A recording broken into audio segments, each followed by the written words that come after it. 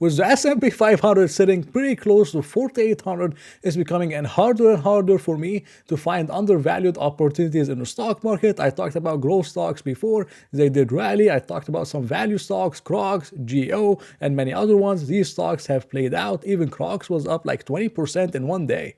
I mean, it was astonishing to me how all these value stocks are rallying. Even 3M is rallying a little bit. Only MPW is not rallying yet. I'm sure it will rally very soon. But most stocks have rallied, and I've been struggling to find opportunities. I did share one microcap with you guys on YouTube. It's in my dividend stock videos. If you haven't watched it, it's the second stock growing free cash flow, something pretty close to 40% at a 10% free cash flow yield. This was a pretty undervalued opportunity. But other than the microcap stock, I have a stock for you today that could end up being one of the most undervalued stocks in the stock market right now, or could end up being one of the biggest value traps in the stock market. There's a lot of uncertainty around this stock, high uncertainty situation, and this is not an area that I specialize in. I tend to stay away from these companies, but I'm going to share the stock with you in the video. I'm going to share my research as I'm personally interested in buying it myself. Now, the stock is BMY, Bristol Myers Company. This is a stock that's sitting now at $50 per share. From $80 down to $50. You will very rarely find a chart like that right now in the market. You could find a lot of them a few months ago, but right now it's very hard to find a stock with bad sentiment, high uncertainty, undervalued. This is the kind of stocks I try to go for. And BMY did show up on my screener at $50 per share. And this is not an area that I specialize in. I tend to stay away from analyzing pharmaceutical stocks or buying them for my portfolio because they are always the risk of a lawsuit, and you never know when they come. Maybe we buy Bristol Myers tomorrow, and then something on Tuesday or Wednesday, maybe we have a new lawsuit come up with one of their drugs, and the stock goes down another 20-30%. So this is not a risk that we can control. And it's a very high risk, and we can't predict the regulation, especially when you have the 2024 elections. So this is why I tend to stay away from pharmaceuticals. But sometimes when you're sitting in a bull market pretty close to all-time high, you have to get out of your comfort zone a little bit and try to analyze and look into different opportunities. And this is why I've been analyzing BMY. This is why I posted BMY on Twitter. I try to post stocks that I'm interested in on Twitter, and I find them undervalued because you have a lot of people that are pharmaceutical experts, or they are investors in pharma companies. This is all they do, and they know much more than I am. And maybe they can give me some red flags or some things I wasn't aware of. And a lot of people told me a lot of good things and a lot of bad things around BMY. And this is mainly the weak pipeline. BMY has a very weak pipeline itself. Every few years, they have to do all these acquisitions because their pipeline is a patent is expiring and stuff. So they have to do all these acquisitions, spend tens of billions of dollars for them to get new drugs and new discoveries and all these kind of things, new patents for them to keep up the revenue. And the revenue is not really growing so much. I mean, it is a little bit, but it's mainly flat. So it has low revenue growth. And it also does not have any kind of a major moat other than a massive cheap free cash flow generating machine, but no kind of exciting, patent or any exciting drug that stock market investors like. And this is why the multiple is very low on this investment. This stock is sitting at 7 times earnings, 15% free cash flow yield, paying a 4.4% dividend with like a 30% payout ratio, very low payout ratio. And this stock really reminds me of AbbVie a little bit because I wanted to invest in AbbVie, but they had the whole Humira drug expiring. And I remember how the market freaked out around the Humira, that the patent is expiring and what is AbbVie's gonna do and all these things. And AbbVie did the acquisitions and acquired many different companies, and the stock market did not believe in them, and then the stock went lower. There was an overreaction, and then it was more clear to investors that whatever AbbVie was doing was starting to work out. And this is when the stock recovered, it rallied, and now sitting at $165 per share.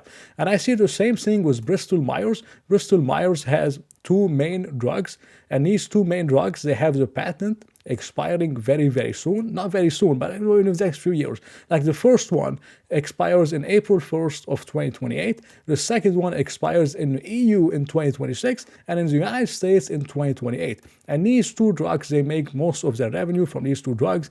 They have many other ones. And as I said, it's a weak pipeline. To answer that, Bristol Myers is trying to do acquisitions. As I talked about before, they made 3 acquisitions. They spent pretty close to $23 billion over the last pretty much few months, in October, then in December 22nd, December 26th, and they're doing more and more acquisitions for them to establish a portfolio that's going to offset the losses that they're going to experience whenever these two drugs lose patents, mainly in 2028. Now, from now until 2028, they have a very long time. But the market is not believing that whatever Bristol Myers is trying to do is going to work, even though, the products, the new product performance, it's been getting a little bit better, 67% growth for new products. A lot of it is with acquisitions, of course. But they haven't been doing too bad, but the market doesn't like them at all. And they don't believe that Bristol Myers can keep up whatever they were trying to do before in terms of guidance itself. Guidance was pretty much flat in terms of EPS. It was revised a little bit down, but nothing too crazy. But this is where I believe the market freaked out, because they have the growth in terms of the new product portfolio. Now it's around $10 billion plus by 2026. Before it used to be 10 to 13 billion by 2025. Now it's only 10 billion, and 1 year later in 2026.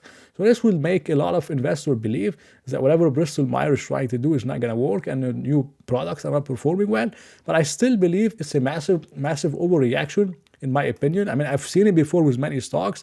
I'm not a pharmaceutical expert, so I'm a little bit hesitant to invest in the stock. This is why I'm trying to do as much research I can to be more comfortable with it. But the stock to me looks very, very cheap. It looks undervalued. Yes, they do have some debt. They have pretty close to $29 billion of net debt, and they spent around $23 billion on acquisitions. This is in total around $54 billion of debt. But the company is, again, a massive free cash flow machine. The free cash flow has been pretty stable, pretty close to $15 to $16 billion. And it's expected to be stable until 2026, 2028. This is when the patent expires. So they have a pretty good free cash flow profile, around $16 billion every single year. They spend around $5 billion on a dividend. So they have between $10 to $11 billion every single year for them to do buybacks, to pay, to do something else with acquisitions, or to pay down debt. And if the total debt is $53 billion, but the company is having $10 to $11 billion extra free cash flow every single year after paying the dividend until 2028 for the next 5 years, this is all $50 billion in free cash flow. So they will be able to do something with this money. They may be able to acquire more companies and offset a lot of the losses they're going to experience whenever these two patents expire, or they can pay down debt and reduce interest expense and increase free cash flow in the total. So this is what I'm saying with Bristol Myers. Yes, I get that the market is scared. I get that they don't have a strong pipeline, and I get that there's just so much uncertainty around it. But to me, it's just a massive overreaction. The stock is too cheap to ignore. If they do pretty much hold up the free cash flow, and it has been holding up so far, it will likely hold up until 2027, 2028. In terms of a free cash flow yield, it's sitting at a 15% free cash flow yield. Now the mean free cash flow yield was around 8%. Now it's sitting at 15% free cash flow yield. Now, without any multiple expansion, 15% free cash flow yield, this is a pretty decent annual return. If you would get around 12, 13, 14% if they use of it to pay down debt, and you get a dividend yield of pretty close to 4.4%, 4.5%, and then you get a potential multiple expansion, or maybe they discover some kind of new drug or something. So for me personally, the way I see it, I think Bristol Myers is extremely undervalued. I see a massive overreaction, but maybe the market knows something we don't. Maybe there's a pending lawsuit that's upcoming, or maybe something is going to happen with their other drugs. They're going to lose more patents, or something is going to happen. I don't know, but the stock is just weird. It's scary how it just keeps going lower and lower and lower. Normally, whenever you have an overreaction, it doesn't last too long, but the stock has been crashing since January of 2023. So this makes me question many, many things, and that's why I'm doing a lot of research. But so far, for me, Bristol Myers look like a pretty undervalued opportunity. I'm going to continue to do a little bit of research on it, and maybe I'm going to update you in my next video, maybe in February 1st. Maybe I might include it in my, 2 undervalued stocks to consider for the month. I think it's an amazing opportunity if everything I said in the video plays out. And this was not financial advice. It was my opinion on Bristol Myers. I would encourage you not to follow me on this one, because I always lose money whenever I do something I'm not comfortable in, but I'm trying to study this company and see how it goes. So thank you for watching the video. I hope you enjoyed it. So if you did, please press the like button and maybe consider subscribing. So I hope to see you in another video.